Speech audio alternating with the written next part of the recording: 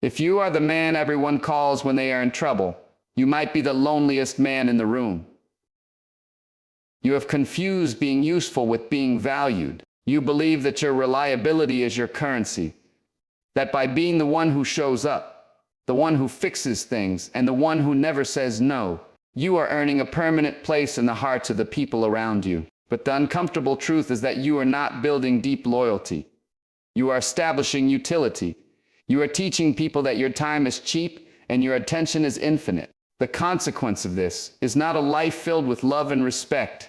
It is a life where you are surrounded by people who feel comfortable inconveniencing you because they know you will always pay the price. Think about your week. Think about the requests you receive. They are not malicious. They are small. A coworker asks you to cover a shift because they have a thing.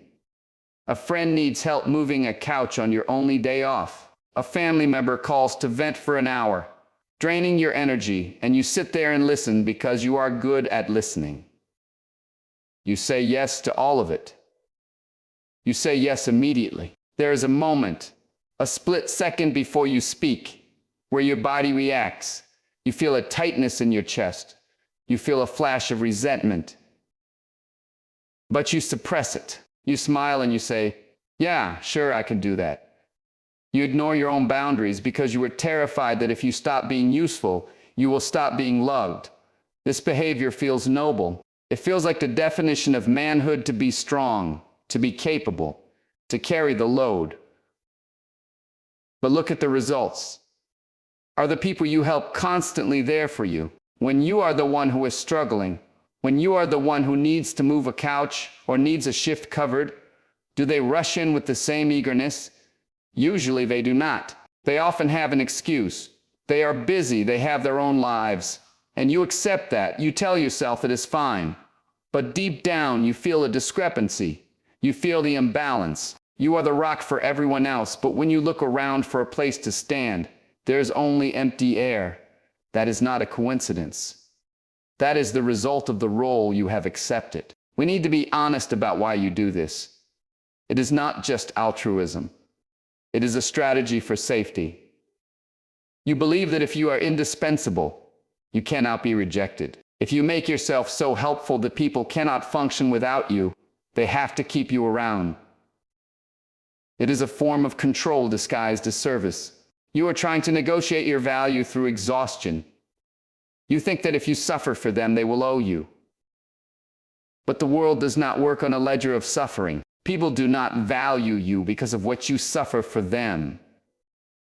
They value you because of who you are. And right now, you are not showing them who you are. You are only showing them what you can do. Here's the hard reality. People treat you how you allow them to treat you. Every time you say yes when you want to say no, you are telling them that their convenience is more important than your peace. You are devaluing your own life in front of their eyes. You are signaling, "My time does not matter." So naturally, they begin to treat your time as if it does not matter. They do not respect you less because they are bad people. They respect you less because you have placed yourself on the clearance rack. You are the bargain bin option. You are reliable. You are cheap. And you are always available. That is not a pedestal. That is a doormat. Consider the difference between respect and convenience. A vending machine is reliable. You put money in, you get a soda out. People use the vending machine. They rely on it. But nobody respects the vending machine. Nobody looks at it and says, "I really admire that machine's character." They use it until it is empty, or until it breaks. If you are the reliable guy, you are the vending machine. You are dispensing resources, energy, and time, and you are getting nothing back of substance. You are getting a pat on the back. You are getting a "thanks, bro." You are getting the temporary relief of avoiding conflict. But you are not getting respect. Respect requires a boundary. You cannot respect a man who has no limit to what he will give away. There is a specific kind of exhaustion that comes from this lifestyle. It is not just physical tiredness. It is a spiritual fatigue.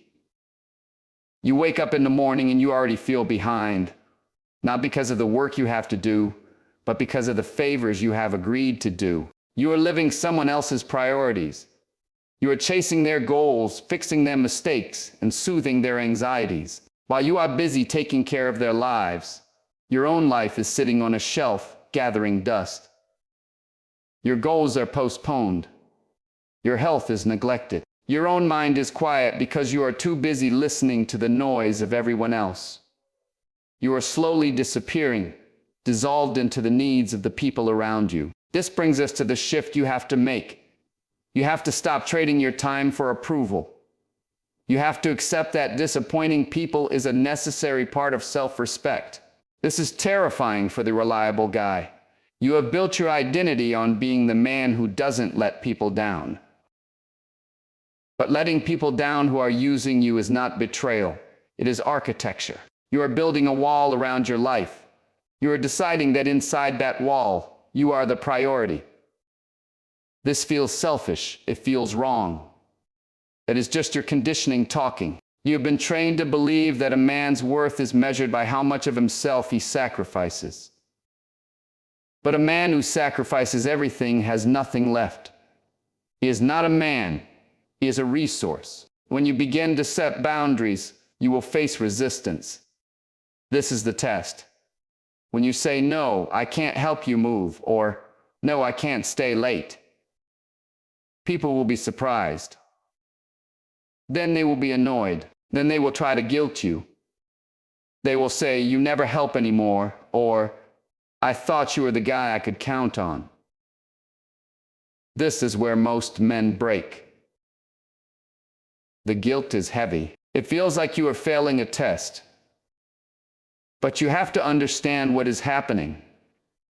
They are not angry because you are a bad friend. They are angry because they lost their convenience. They are angry that the free labor is gone. Their reaction is the proof that you are being used, not loved. Their disappointment is the price of your freedom. You have to be willing to pay it. This shift changes your behavior immediately. You stop answering the phone immediately. You stop texting back instantly. You create a pause between a request and your response. In that pause, you ask yourself one question: does this serve me? If the answer is no, you decline. You do not offer a long explanation. You do not apologize profusely. You simply say, "I can't do it." That is a complete sentence. You do not need to justify your existence to anyone. The less you explain, the more powerful your boundary becomes. You treat your time like a limited asset, because it is. You are going to die one day. You have a finite number of hours. Giving them away to people who do not value them is a tragedy. As you do this, your relationships will change. Some people will drift away. The friends who only called you when they needed something will stop calling. Let them go. You are not losing friends. You are losing parasites. You are making space for people who want to be around you for who you are, not for what you can do. This is a lonely process at first. You will look at your phone and it will be quiet. You will have weekends where nobody asks for anything. You will feel a phantom limb sensation where the obligation used to be. But in that silence, you will find yourself. You will remember what it is like to sit with your own thoughts. You will remember what it feels like to not be needed, but to be free. You will also find that the people who truly respect you will adapt. They might be surprised at first, but they will accept your boundaries because they value you as a person, not a tool. They will ask instead of demand. They will respect your time because they see that you respect it. This creates a dynamic of mutual respect, not one-sided exploitation. This is the kind of relationship that sustains a man. This is the kind of connection that actually feels good. It is not based on debt and guilt. It is based on choice and equality. Eventually, you stop being the reliable guy and you become a man of character. Character is not about saying yes to everything. Character is about knowing what you stand for and refusing to compromise on it. It is about having standards for how you are treated. You become a man who can be trusted because you are honest about your capacity, not because you are a pushover. You become a man who is difficult to use, but easy to respect. There is a power in that. There is a calmness that comes from knowing that no one can take advantage of you without your permission. And you are no longer giving that permission away for free. You will walk taller.